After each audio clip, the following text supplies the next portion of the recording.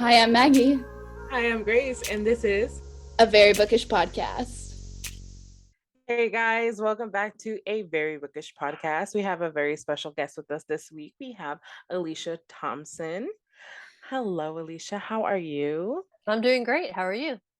We're doing pretty good. We're We're good. doing We're we're good. doing good. We missed It's an episode last week, so we're kind we of did. like scratching our heads. We're going into a new schedule, so we just wanted to thank you for coming on to the episode and thank Berkeley for connecting us. So shout out Berkeley Romance for emailing us and letting us have the opportunity to interview you today. Yeah, um, thank you for having me. Yes. Yes. So for some of our listeners who kind of just to jump right into it, for some of our listeners who probably haven't heard of you, would you like to introduce yourself of who you are and what you're all about? Sure. So I'm Alicia Thompson, and I'm the author of an upcoming rom-com that's going to come out. Uh, Probably should be out by the time this episode is Mhm. available, Yep. but it's coming out right now. We're in the past, so on August 16th, and it's called Love in the Time of Serial Killers. And it's basically about a PhD candidate who's studying true crime, and she has to go back to Florida for the summer to take care of her late father's house and kind of clean it up and stuff. And while she's there, she, runs into this, very sweet, very swoony guy who's the neighbor to her dad's house. But of course, because Phoebe always is thinking about true crime and just listens to too many podcasts and reads too many books, every single thing he does, she sees as absolutely sus. Um, but of course, they end up falling in love. This is not a spoiler to say it is a romance. There is a happy ending, so don't worry about that. Okay. Uh, and yeah, as far as what I'm all about, I'm all about romance for sure. I love reading romance and writing it as well. I'm all about Paramore. I'm a super fan, as I put in my bio, because that's just how important it is to me. Yeah. And music in general. I just love music. And yeah, I just got a kitten like a week and a half ago, and I'm very excited. What kind of cat? What kind of kitten? What like breed of cat? I guess you could say. I'm Did you not get? sure. She's just a little black cat. She's really sweet and really cute. I have Hmm. several friends actually who have black cats, and I've just always Hmm. been very partial. Hmm. So yeah, her name is Yeah. Luna. Oh, Oh, that's so cute. That's it's so a cute cute. name. So, okay, when I first saw the title, I was like, "Oh my gosh, I'm a true crime like fiend." So I listened to like all of the like true crime podcasts, and I'm the type of person to listen to it to go to sleep. So Hmm. I'm that weird person that like can sleep to like any talking about somebody getting murdered. Like I can do that. So, what kind of made you want to write a book about a woman who is obsessed with true crime falling in love with somebody who she thinks is a serial killer at first? Yeah. The title actually came to me first, so I thought of Mhm, the title, and then mhm, I kind of had been percolating, I think, some of the ideas for a while, but it wasn't until I had that title in my head that it all came together. And mhm, I wrote the book in August of 2020, so it was kind of like right during the kind of the early months of the pandemic. We were about 6 months in or so at that point, and I think I read an article that was like "Love in the Time of Coronavirus" or something, and they were talking about just how difficult it is to like meet people and how can we date if you can only Zoom and you can't like mhm, actually get together with somebody. And I had several friends who were going through that experience like at that time, and I don't know, it just got me kind of thinking about like love in the time of, blank, in this case, serial killers, but just trying to learn how to open yourself up and be vulnerable with somebody when there's so much like bad stuff in the world, that you can read about. mhm, And I used to consume a lot of true crime. I still definitely like listen to podcasts and watch Netflix documentaries and read the books, but not as much as I used to. I think partly because of having kids, I think mhm, changed my relationship with true crime a little bit. But I feel like if I'm in the headspace for it, then I just find it really fascinating, and I find the genre fascinating. mhm. Like not just the crimes themselves, but like how we talk about the crimes. Yeah. And that's very much like what Phoebe is all about in the book. Is like Mhm, that's what she's studying for her dissertation. Is how as a culture do we kind of grapple with true crime? Like how do we write about it? Why do we write about it? Why do we mhm, consume it so much? Um, and I just find that stuff really fascinating. mhm. So Yeah. like what are some of the like podcasts that you do listen to? Like I know you said you don't listen as often anymore, but what are some of like your top like true crime podcasts that you do listen to at the moment? Yeah, so my top ones are I listen to a lot of You're Wrong About, which is not explicitly a true crime podcast. It's actually like a podcast about, as the title suggests, like stuff that we got wrong. So they have Mhm. episodes Mm, about like Terry Schiavo, Monica Lewinsky, Jessica Mhm. Simpson, like Mhm. all these different episodes. But they do have episodes of true crime where they talk about, for example, the DC Sniper was a big one that they talked about, Mhm. or the OJ Simpson case. And I just think that they are so empathetic and compassionate and nuanced in the way that they talk about it that I Mhm. really appreciate the way that those hosts deal with those topics. And then I love the podcast In the Dark. That's the one that they kind of like every season they go through a different case, and they dealt Mhm. with the Jacob Wetterling case for their first season, which was a child. And I'll be honest, that mm, was a difficult one to listen to, but it was Yeah. really good. Like it was just a very well made podcast. Um, and then the second season was about Curtis Flowers, which was this like horrible miscarriage of justice where this black man was um, convicted several times. Like he's had so many mm, trials yeah. of killing these people at this like local like furniture store.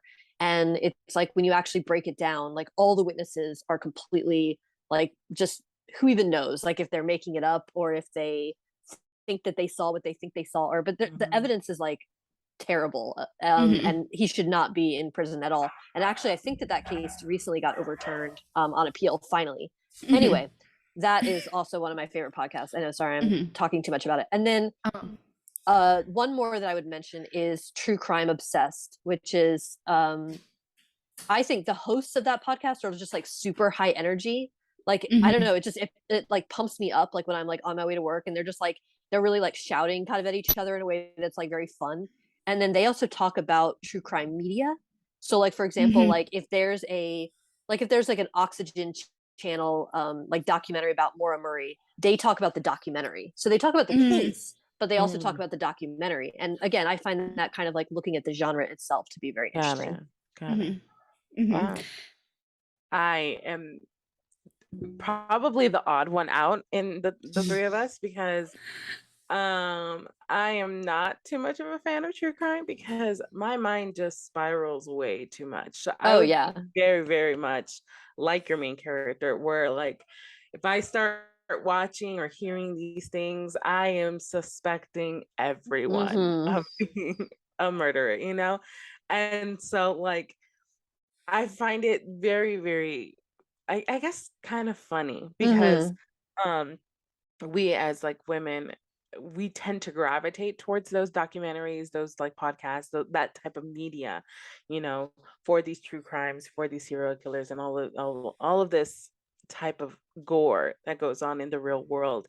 And you would think like at a different time, guys would be the one to gravitate toward like that type of like hard score, and women would kind of shy away from it. When in actuality, that's not the case. Like we are looking for this media, we are searching for it. Like my mom watches every single documentary that she can get access to. It's like all the time, and I wonder, and I ask her like, how do you like balance it? Like, are you like, do you sleep okay? Do you like wonder about these things? And for her, it's just like, you understand people a little bit more. And I guess that's the insight into it. And my question through that explanation is like, when you were writing your character, were you taking that piece of curiosity into yourself, like for her to find out her dissertation and like writing her research, and then like suspecting normal people? Does that like, Mhm. does it reflect? Yeah, I definitely would say that like I've gone through stages of that myself for sure. And I think I've actually read a lot of great articles that say this so much more eloquently than I can, but it's all about like why women in particular do gravitate toward true crime. Hmm. Because you would think, like you're saying, that if anything, like we wouldn't want to read all these stories about times Hmm. where a lot of times we are the victims. Yeah. Um, but there's a lot of research out there about finding it empowering or finding it like validating. Like there's a reason why I should trust my gut more, like when I'm getting those bad feelings, like there's reasoning behind that. And I think that there's a lot of reasons why. But for me, like just one little example I'll give from the book is there's this book that she talks about reading called Judgment Ridge, which has like the whole thing is that, you know, if she hears like somebody at the door, like ringing a doorbell or knocking on the door, she just immediately like gets very tense. Mm, And that's totally for me mm, because like I read that book when I was a teenager. It really stayed with me. It's mm, kind of a niche true crime book. Like even like true crime aficionados don't necessarily like talk about that book all the time. But for me, it was like formative mm. because it's like from this one very small example kind of taught me like, oh, maybe don't answer the door though, which of course, you know, at some point, like that's not going to Yeah. happen to most people. And you shouldn't, you know, Yeah. be thinking of that and all that. But that's definitely part of like Phoebe's paranoia in the book. Hmm. Yeah. I think Phoebe is realistic in the way that women now have to be very cautious when it does Mm, come to dating, because you see these stories of women online going on these dates with people and they end up being murdered and stuff like that. So I feel like, well, yes, she kind of takes it to a extreme and becomes paranoid, I would say. I feel like it's also kind of like that's why women gravitate towards true crime, and that's Mm, why we kind of do listen to it, because it's like a cautionary tale from like, okay, this is what we can learn from. This is like the red flags that we see in guys, and to start trusting our gut when something doesn't feel right. And like, I don't know about you guys, but when I go on dates or I go see people that I don't know, I send my friends my location, the name of the person I'm seeing, and I give them like links to like their Facebook page or their mm-hmm. Instagram profile, and I send them everything. I'm like, because I don't trust people too. I'm paranoid. I'm like, hmm. I don't want to get murdered trying to go get a cat. Like, I don't want to do that. Yeah. When I got my cat, I adopted him from a family who needed him to be rehomed, and I Mm. sent it to my friend, and I was like, if I get murdered, because I'm like out in the middle of the country and at their country like house, and I'm like, I don't want to get murdered, so this is where I am. This is who I'm meeting. Like at this time, if I don't text you in an hour, I'm probably missing. So it's kind of that thing of like, but you see, I'm like spiraling too Yeah. over meeting somebody. But it's like, I think that's what women in modern day, I mean, women throughout the centuries have had to go through, of being overly cautious when it comes to dating, living in the real world. Hmm. And I think that's what makes Phoebe so attractive, is that she kind of is that embodiment of that, if that's Well, Mm. and I I could. also I thought a lot about how like to me, if you really think about it, and you almost can't think about it too hard, or like you just will never do anything. Yeah. But if you really think about it, dating by itself is so vulnerable. Mm. You know, Mhm. it's like you're gonna like put yourself out there, you're gonna like post your best picture that you think makes you look good, and you're gonna write your profile in a way that you think, you know, makes like kind of sells you, you're selling yourself. And then you're Mhm. gonna like talk to that person and trust that they're not gonna send you a dick pic or something. And then you're gonna like meet up with them in person and trust that they're not gonna, I don't know, be really weird or say something very hurtful to you or like stand you up or and so we're not even getting to like this guy could murder me. We're just getting to Yeah. like I'm giving this person like a piece of myself and I hope Mhm. that they take care of it, you know? Mm-hmm. And then as you date, like it gets even worse because it's like, well, I'm investing so much into you Yeah. and you know, I'm trusting that you're worthy of that and that you're going to treat me right and that you're not going to like hurt me, you're not going to cheat on me, you're not going to make me feel bad about myself, you're not going to gaslight me, abuse me. And so again, like this isn't even getting to the like extreme like I'm worried that this person's going to slip antifreeze into my champagne when I'm not looking or something. Like, you know, this Mm-hmm. isn't even getting into forensic files. And so Yeah. I felt like that's part of why I thought like Phoebe was kind of a fun character to write because it's like she just takes a lot of that like mistrust and very like being protective of her heart. And Mhm. she puts it under the guise of true crime. But really, I think a Mhm. lot of it is just her being like protective of herself. Mhm. Mm-hmm. Mhm. Oh yeah. Because that would be me. I am terrified, terrified to meet people in person once, like, because it's something different when you like dating online. It's so different to where you're meeting somebody in person. Hmm. Once you see them in person, there is no barrier. It's just you. You don't have that space of like a delayed response because you were away from your phone, or that you were, busy doing something else, trying to figure out a response to make sure that you are giving the best version of yourself. And it's super, super scary. It's so terrifying. It really is. Um, but now that, like how you mentioned, like Phoebe is hiding under that guise of like true crime and like, that fear and mistrust. How was it like balancing the true crime aspect of it with the romance of it? Like, where did you find that balance Mm. in writing your story? Yeah, that was actually really difficult. That was probably one of the most difficult things to figure out in the book was just that. And I guess this is like slightly spoiler-ish a little bit, but not really, because like I said, for me, it's like I don't mind if you know that it's a romance and it's a happily ever after. Yes. I want you to know that. We You know what I mean? need to Like, know that. We right. need to know. I want you to know there's not an actual serial killer. Nobody is getting murdered. So I feel okay spoiling those Yeah. details for you. Yeah.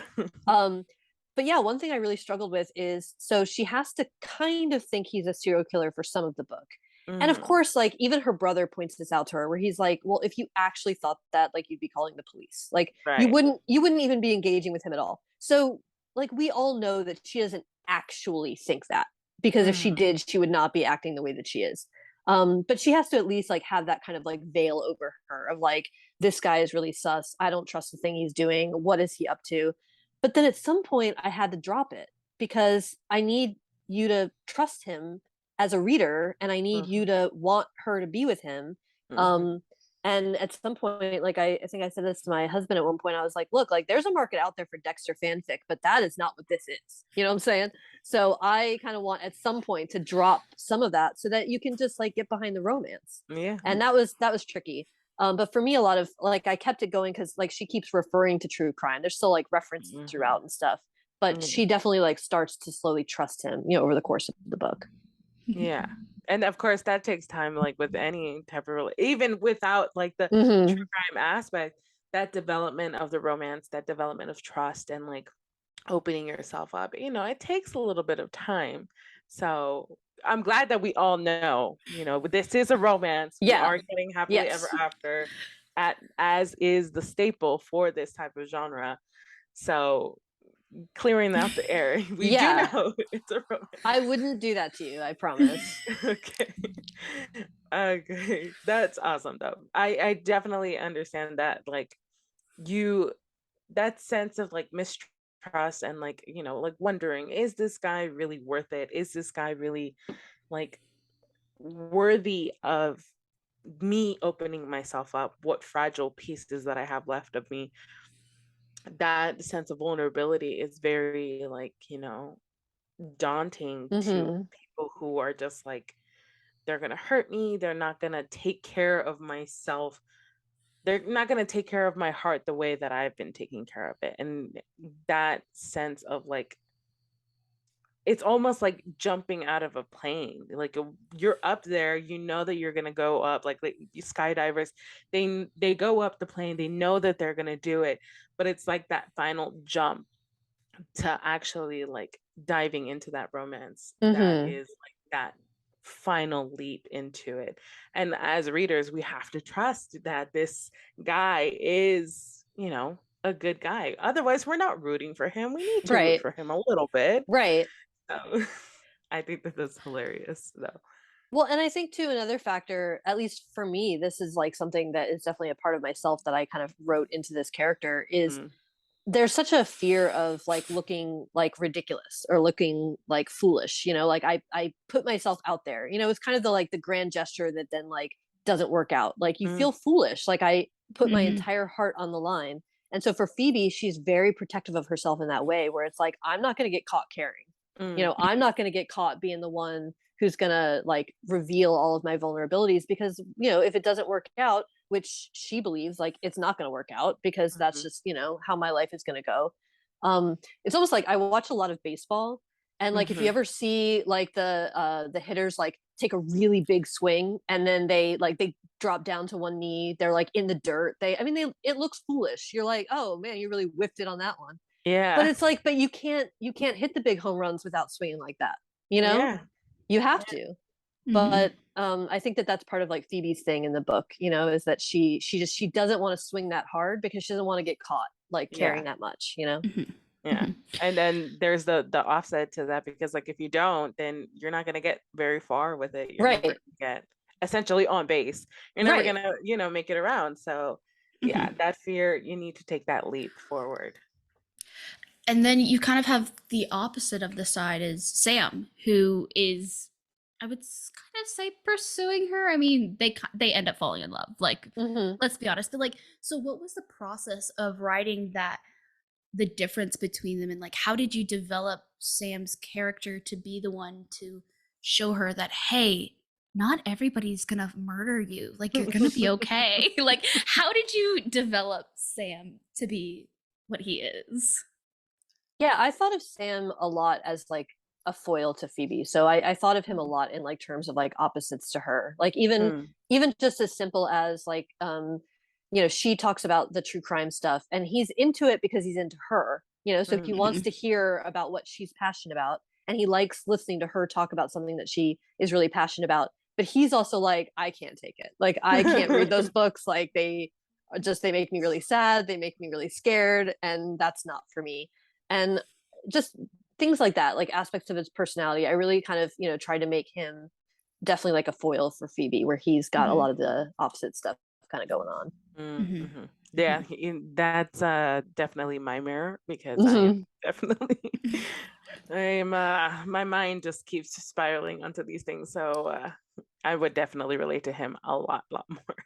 Yeah, and I love like again, I guess this is like a very tiny spoiler, but I don't know. It's just a moment I really like. Like there's a moment where he basically reveals that he tried to read this book that she talked about. He was kind of like, I got a chapter in. Like and I love him for trying. Like I love Yeah. that he was like, you're into this, so I'm gonna like give it a whirl and see what I and he was like, no, I'm sorry, I still can't do it. Mhm. Yeah. Mhm. And us readers, we love the effort. We love it. We Yeah. Mhm. So you kind of, the way you talk about your characters, you talk about as their, if their own person. So when you're writing them, do they sort of like take the life of, like, they're the ones actually writing? Like, you're just like, just do my fingers for me. Are you, is that kind of how the writing process is for you? Is you establish this character and you start to write, and then you kind of, they take the story in their own direction? Is that kind of how it happens for you? Yes and no, I guess. It's hard because it's like, so on the one hand, I don't like super outline every single thing, but I do kind of Mhm. outline as I go. So I usually do have a little bit of an Mm, idea for like where I'm going to go next. And in the case of Love in the Time of Serial Killers, it's first person and it's through Phoebe's eyes. So mhm. Mhm. definitely like Phoebe, I do feel like she drove a lot of the story just because I was kind of like thinking about like, okay, what would she be thinking about? What would she do next? What would be her next thing? Like if she Mhm. just finished this thing, what would she naturally kind of do next? And so I did think about that. But I'm a very like character first kind of writer, I think. And so I do Mhm. tend to come up with the characters and then see everything through that lens of like, what would they be about? You know? Mhm. Mhm. Mhm. Mhm. When Hmm. you're building your characters, what is kind of like your process? Like, do you start with the name first? Do you start with like their physical appearance, their personality? Like, what is kind of like your building block for a character before you even start writing? A lot of times it's just like different elements kind of come together, and sometimes like it can be inspired by certain parts. For example, like Phoebe Bridgers' Punisher album had just come out. It came out in June of 2020, and so I was listening to it like on repeat, Mhm. like nothing but Phoebe Bridgers all the time. So I mean, it's not a coincidence that she's named Phoebe. Let's just put it that way. Got it. Um, and then with Sam, with his name, actually, it's funny. I deliberately wanted like a very like kind of plain, just like good, solid, all American name. And so I Mm, was I was debating about like Matt, Chris, Nick. Like I was kind of going through all these different names, and then I thought of literally I thought of like making a Son of Sam joke at one point, and I was like, well, for that reason alone, he's got to be Sam because the joke just writes itself at that point. Um, right. and I love the name Sam, so I was very pleased about that.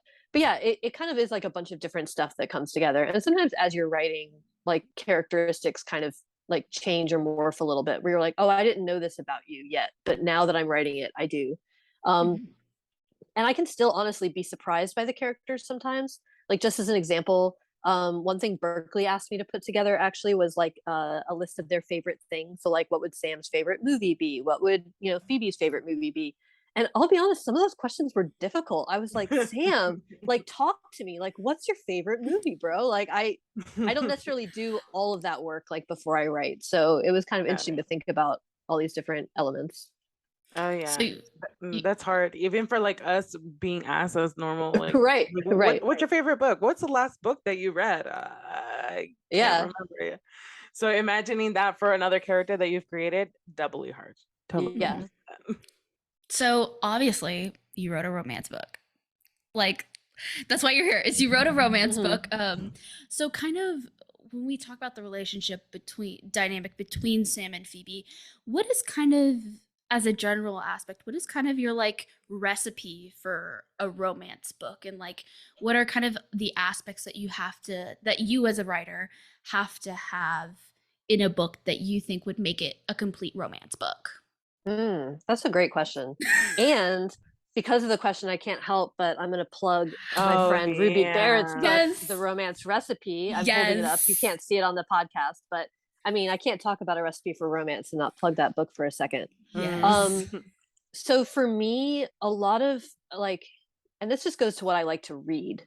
So what I Mhm. like to read is I love like a slow building of trust. Like I love Mhm. like the first time that characters kind of open up to each other and tell the other person something that's kind of very personal to them or something that like they just wouldn't share with everybody. That to me is like one of the quintessential moments in a romance is like that kind Mhm. of moment. I'm also all about like the sexual tension, just like the kind of the chemistry, between the two characters. And I also like in this particular book because it was first person. I always love like kind of a little bit of the mystery around the love interest. Like, what are they thinking about? What are they, like in this scene? Obviously, I can't write it, but I often in the scene would kind of try to think about like, okay, what's going through Sam's head here? Like, what is it that he's thinking? And when I read a romance, the moments I live for are the moments where like he has an unreadable expression on his face and you're like, that's him falling in love. I just know it. That's exactly what that Yeah. expression is. I like live for it. I underline it every time. Oh yeah. Those I are like the mean, moments. It's so hard because like when you're reading like first person, you're just like, I just want to get into his head to I know. understand. Oh, so hard.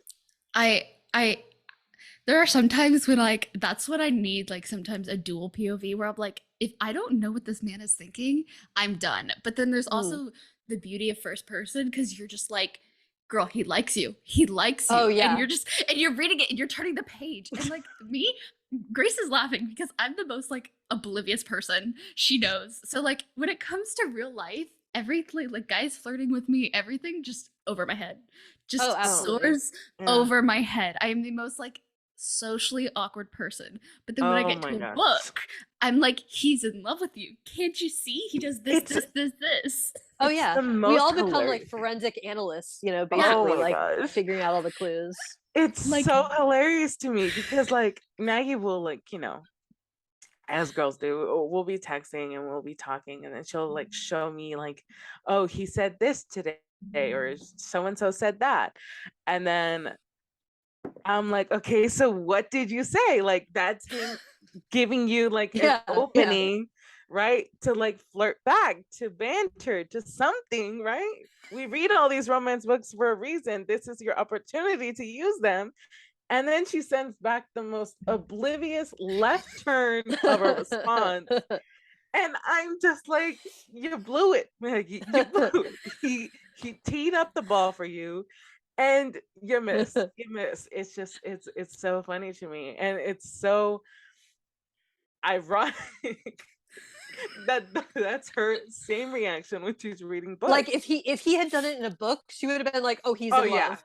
But Oh if he yeah. does it to her face, she's like, "I don't know. What he just wanted to, borrow this thing from me." I Yeah. He just like asked me what my favorite coffee order was just randomly. It wasn't like, Yeah. yeah, totally not. Like, come on. He was yeah. I taking a mean, weird survey about what my week plans were. I don't know why he was Yeah. doing that. He was definitely not asking if I was free to go out with him. Definitely Right. not. Well, Oh, it's so funny. So let me tell you the story about how I met my now husband, Yes. where I met him when I was probably like 15 or 16, but we didn't start dating until I was like actually the day before I turned 18, to be technical about it. And so, uh, but it's funny because how I met him is I would go to this local record shop. It was like a punk record store, and they had, these like really tiny little local punk bands would play there. Yeah. And he was a guitarist in a punk band, which honestly, I Ooh. mean, like cred, Yeah. right? Right. Yeah. Mhm. I mean, I'm just saying, I was really living my YA novel dreams at that point. Oh yeah. Anyway, and he would come over and he would talk to me, and I remember like he would say things like I think I mentioned at one point that I like always want to learn to play guitar, and he was like, "Oh, I could teach you. I've taught people to play guitar before." Or like another time, like I mentioned that I was like I had gone to like this other record store and I bought some CDs, and he was like, "Oh, what CDs did you buy?" And we were like chatting about the CDs. Another time, I said he was going to have a show like somewhere else. He was like, "Oh, are you going to make it out?" And I was like, no, probably not, because my mom still gave me rides to like all these places. I was like, I doubt she'd give me a ride all the way to Tampa. And he was like, oh, well, let me give you my number. Like, you can give me a call, like, and, like, I'd give you a ride. Literally every single time, all of these things, I was just kind of like, I thought, A, he's just like a really nice person. He's just the kind of like, this guy would just go out of his way for anyone. And B, I just thought, like, if anything, I was like, why is he always like annoying me? Why is he always talking to me? And it's funny because, yeah, only later when we actually started talking and actually got together and stuff was he kind of like, I was flirting the whole time. Like, how could you not have seen that? Like, I offered to teach you guitar, I gave you my number. Like, yeah, I didn't see it. Yeah, you're over here thinking like, yeah, he's the nicest guy in the world. He does that Right. for anybody. I'm And then like, to everyone else, he's like, I'm like, oh this my guy's gosh, just he's the giving out meanest free guy. guitar lessons to every single person. Like, I mean, That's I hilarious. literally tell Grace, like, I'm the most like socially unaware person when it comes to that kind of stuff. Just because like I read romance, so I like I expect to be like wowed and stuff a little bit. My standards Yeah. have been raised, okay? The bar is set very high now because of romance books. But all we're doing is writing the bar that should be there. You know what Yes, I'm saying? It is exactly. raised to the right level. Like, that's It's the like way the bar should be. it's honestly the bare minimum, but Right. um Right. it's so funny because like I have to have like in real life, I will take these things and I'll tell Grace them, and I'm like, but he's just being friendly.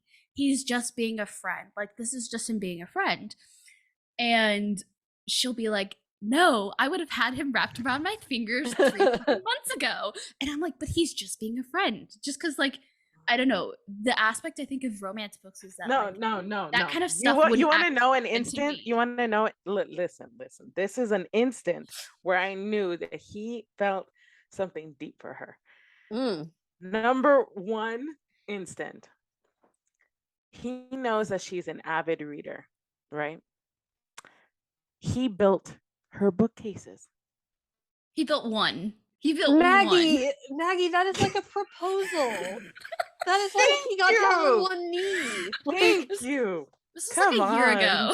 This was like This a year is- ago. Yeah, a year ago. Okay. Number two, he offered to read a romance book about guys who make their own romance book club. I don't know if you heard like the Oh, I romance love book it. club. Yeah, I'm in love with that book. He started reading it so that he could come onto the podcast because he knew how much she loved making this podcast. Maggie, I'm sorry.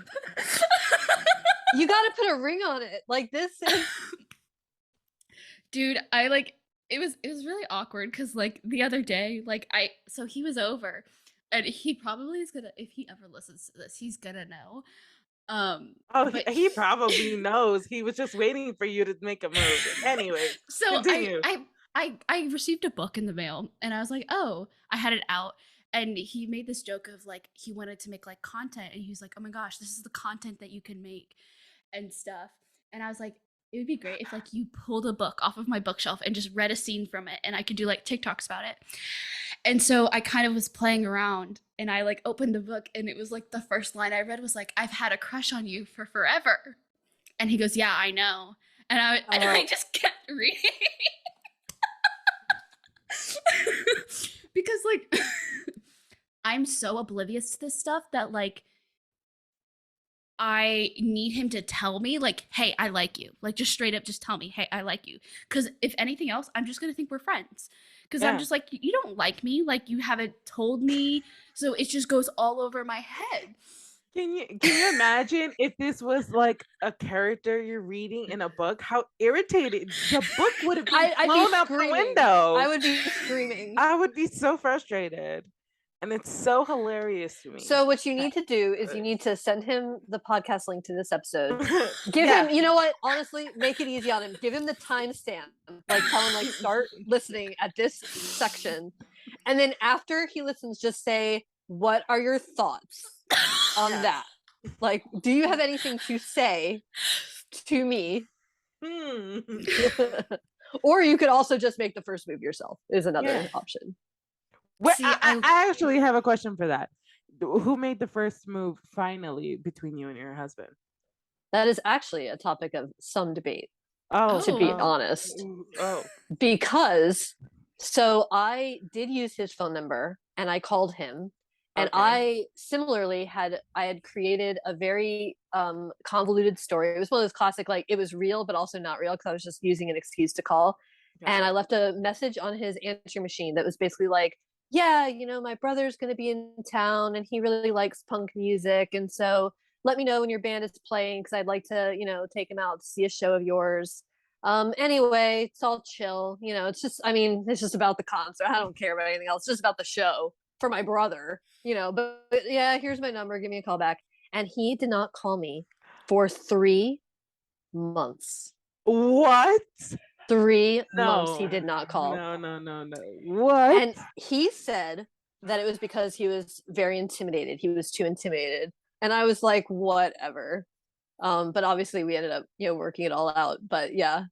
So I say I kind of made the first move because I'm the one who put the answer machine message on. But truly, like if he had never called me back, then I guess like we wouldn't be here to this day and my kids would not exist. So good for them that he that he got over himself and called me back. 3 months. Wow. 3 months, yeah.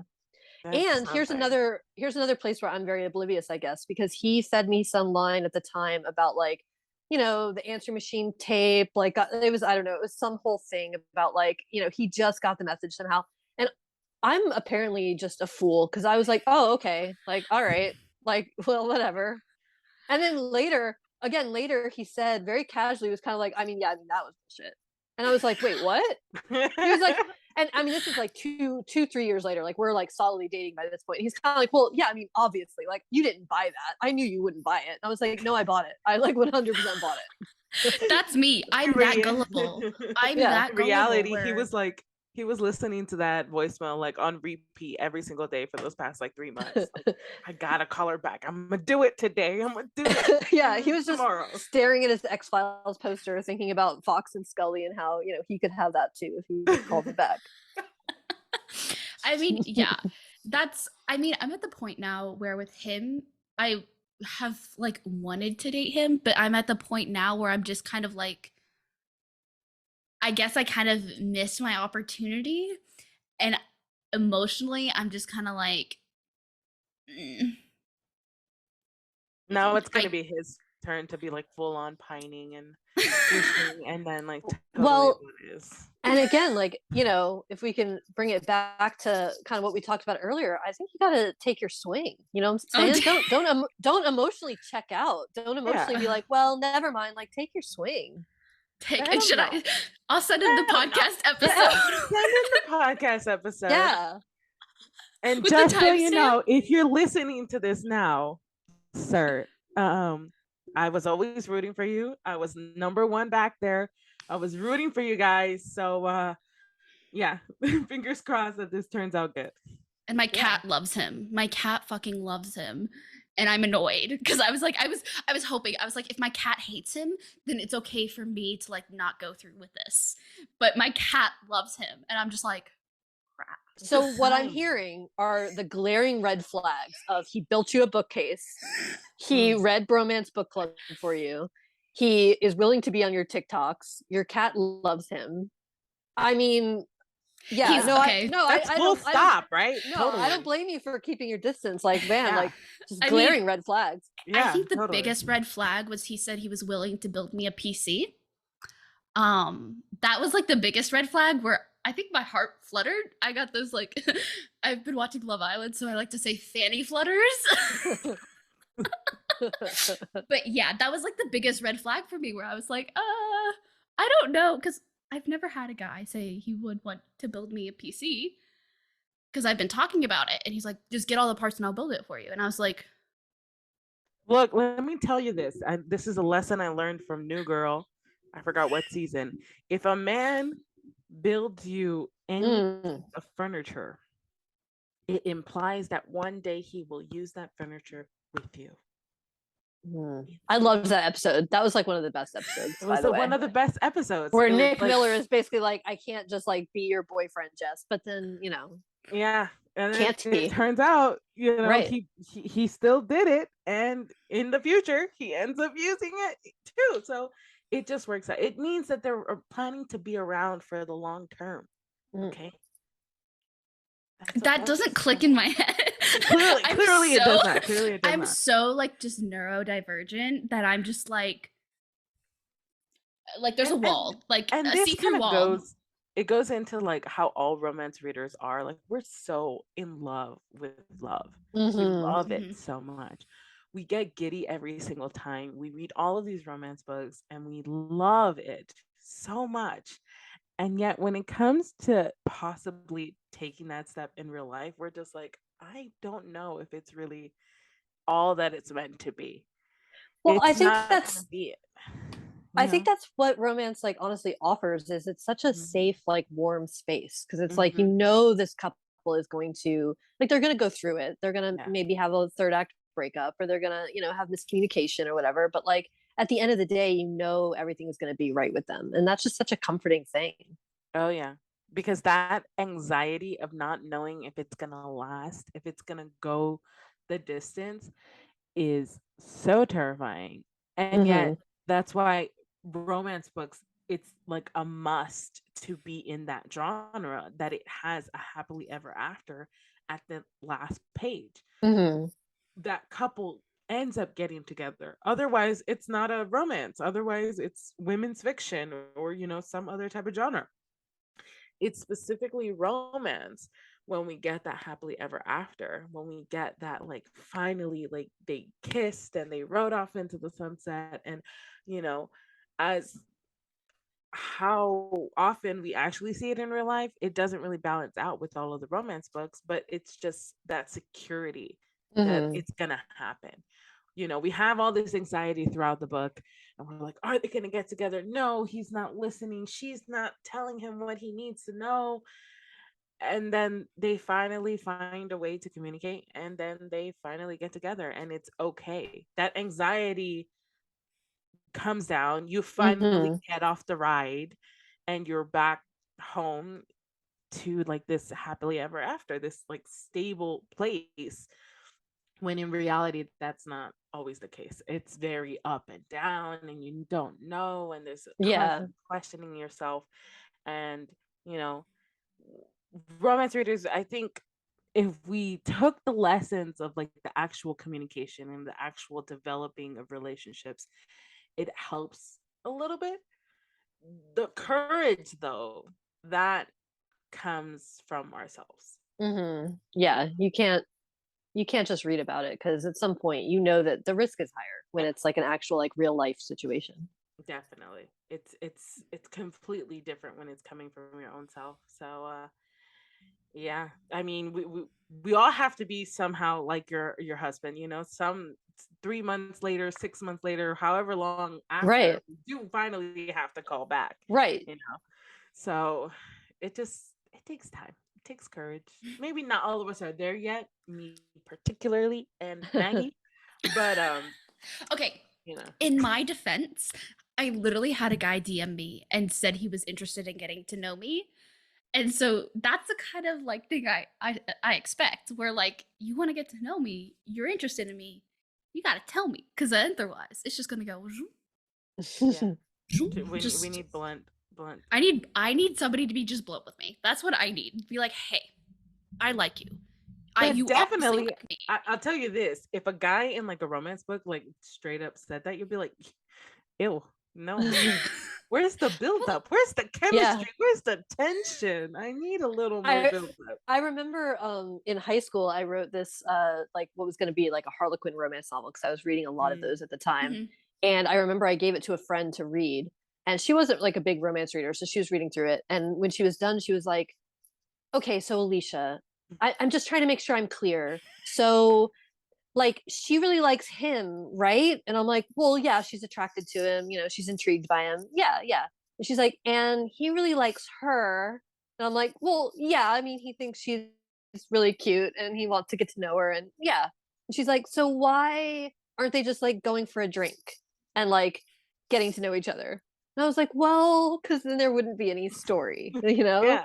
But it's so true. Like in real life, we kind of would love it to just be that like direct, you know, but in the book, you've got to add all these extra twists and turns. I mean, I love tension. I love tension in a romance book. And I do love that secondhand embarrassment where I'm like, he likes you. It's so obvious, especially when you have dual POV and you see his POV and how obsessed he is. And you're like, he's in love with you. And she's just as oblivious as I am. But then in my real life, I'm like, no, you gotta straight up tell me because I'm just as oblivious, but I'm never gonna think it. So you gotta be straight up with me like, hey, I like you. I don't care if you don't like me back. Let's talk and get to know each other more. Like, that's what I need. Yeah, totally. I feel like that's why at the end of the day, even though it took him 3 months and I technically called first, I do probably have to give the credit to my husband for making the first move just because in that era of my life, I don't think I had it in me to be the one who would ever like say openly like, hey, do you want to go out sometime? Or hey, I'm interested in you. Hey, I like you. Like, I don't think I had it in me to do that, you know? That's me right now. And so, yeah, like, I mean, we were talking on the phone for a long time before he like asked me out. And if he hadn't asked me out, I just would have talked to him on the phone for years and been like, this is my best phone buddy, I guess, you know, and like not ever thought to like make it, you know, the next level. That's cute. That's awesome. So cute.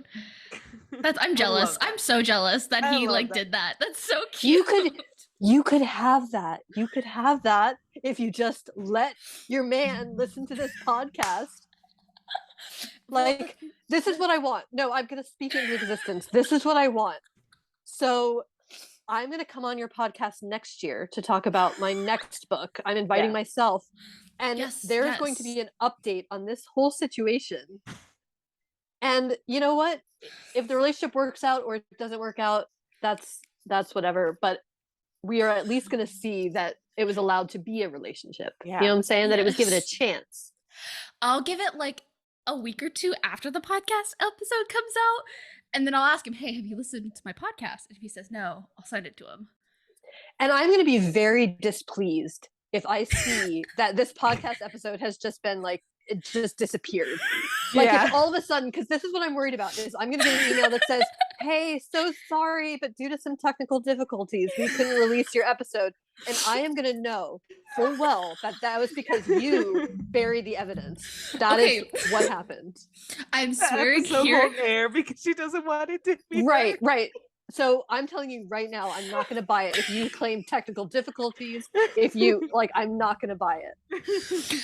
I'm pledging here now, Girl Scout honor code, like honoring my Girl Scout tributes. Like if there is technical difficulties, it is not on me. I swear I will air this episode. And at least I'll give it a week. I'll give it a week. In a week from the episode launch date, I will text him and ask him. If you don't air it, I will post my transcript of my rememberings of the event. It will be held for posterity. But the thing is that like what I'm nervous about is that he's technically seeing someone right now. And I don't want to like step on people's toes. Right? This is new information. Exactly. But Grace has been like, oh, you could steal her. You could steal her from her. I didn't say that. No. Oh. Don't turn that. This is a third act plot twist. I did not see coming. No.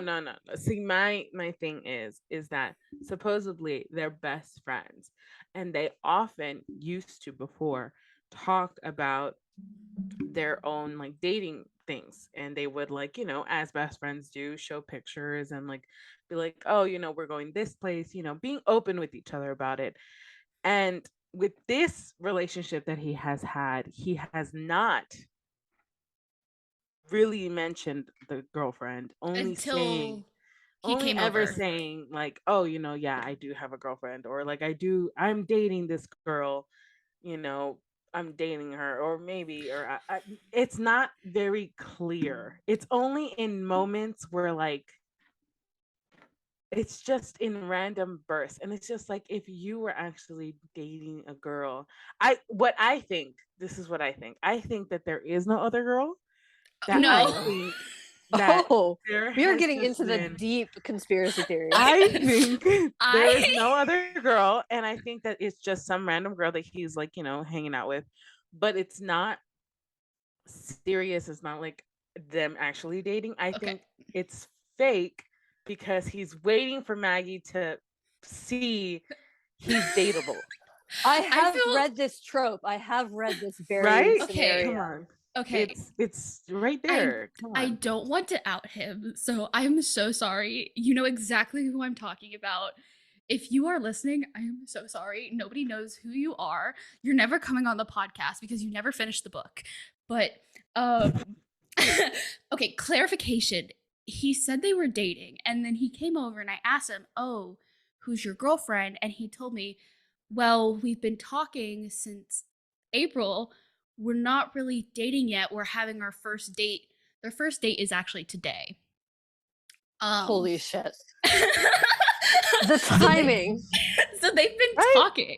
Right? They've been like talking since April. But I was like under the Well, assumption that you've they're been talking since April. Yeah. well, we've been talking for like a year, 2 years almost. But yeah, so I was under the assumption that he had a full-fledged girlfriend. So that's why I've been holding you back, because I'm like, oh, you've been dating somebody, like you're going on dates and everything. But then he was like, he showed me like a picture of her from Instagram, not from his iPhone, which I I thought was don't know. interesting. Fake. So yeah, if you're listening, I'm so sorry. Fake. If you're listening, I totally call your bullshit. Does she Yeah. live in Canada? Does she have really nice bangs? That's actually funny because we made a joke about him actually have a girlfriend who was Canadian one time. Oh my gosh. But yeah, I think that this is that book trope of like fake relationship to get the girl of his dreams actually like, interested. aware. Well, I think that the plan stands where this podcast gives him all the information he needs to make an informed decision about his own life. You know what I'm saying? I mean, Nothing because like, needs to come of it. I mean, yeah, I'm saying like nothing needs to come of it. You could literally just be like, "Hey, I do like you." Just letting you know, putting but it I'm out moving there. on soon. We're I'm putting moving we're on. putting this, it's open, just letting you know I like you. Nothing has to come from this. Yeah, Just want you to have the probably information. won't come from it, but Do with that what you will. Right. yeah. It's totally balls in his court after you do that, but you have to hit the ball into his court. Yes. So Thank you. Perfect mixed sports metaphor. So technically, 2 weeks from today is when I'll text him because the episode comes out next week. So I'll text him this episode. I'll send him the Spotify link, and I'll be like, "Hey, listen to this whole thing. Tell We me have what you a think." plan. Yeah. We have a plan. Yeah. We And have a if you're listening now still, good job. You've done it. Go make a decision. I'm probably not gonna look at your text for like 2 weeks. So, and don't call me. I know you like to call me. Don't call me after you listen to this, please. See, I don't and want she's talking right to him through the podcast. It's 100% that she's gonna have to let him see this. But the journey of a romance reader, it's so great to see the stumbling blocks of their first, what do you call it? Opening and like flourishing of their romance. We're at the beginning stages of it. Right. This podcast could be the inciting incident. Yeah. Oh my gosh, this is the love confession right here. I don't know Love is about a love. strong word. Yeah. I was about to say. I meant attraction. A confession. How about that? Is Yeah. that better? A crush confession. A crush confession. Totally. Confession. Yeah. Confession. I Yeah. mean, will I send this to him? We'll see. Oh, if you don't, I will. 100% I will. I know for sure, Grace. I'm probably gonna get messages from both of you in 2 weeks' time asking, "Did you send it? Did you send it? Yeah. Did you send it?" Oh no, I'm very invested. I will be following this as closely as I follow my favorite true crime Reddits, for sure. It now makes me nervous because You'll be I fine. really- Don't think Yeah. about it. Just do it and send, and then that's it. You Okay. have jumped out of the plane once you send it. Just do Thankfully, it. It's a I'm step. not gonna be home. I'm gonna be traveling, which is great. So Yeah, it gives Yeah. tension build up, so it's totally fine. But yeah, so sorry guys, this podcast has taken a turn to from true crime and romance to actual real life Yeah, Plotting. true romance. romance. So if you guys haven't already, make sure you guys go ahead and order Love in the Time of Serial Killers by Alicia Thompson. It is certifiably going to be amazing, and for all the true crime lovers and all romance lovers in general, make sure you guys go out there and read it, download it. Make sure you guys go to your local bookstore and get it because it's so good. And if you haven't seen the cover yet, the cover is so beautiful. Exquisite. I love it so much. Alicia, thank you so much for coming on. This has Yes. been Thank you. so great. Yes. Honestly, Yeah, I I feel needed like- somebody to help me. I was gonna say, I feel like I was just kind of like recruited to be your ally in this situation, and I'm more than happy.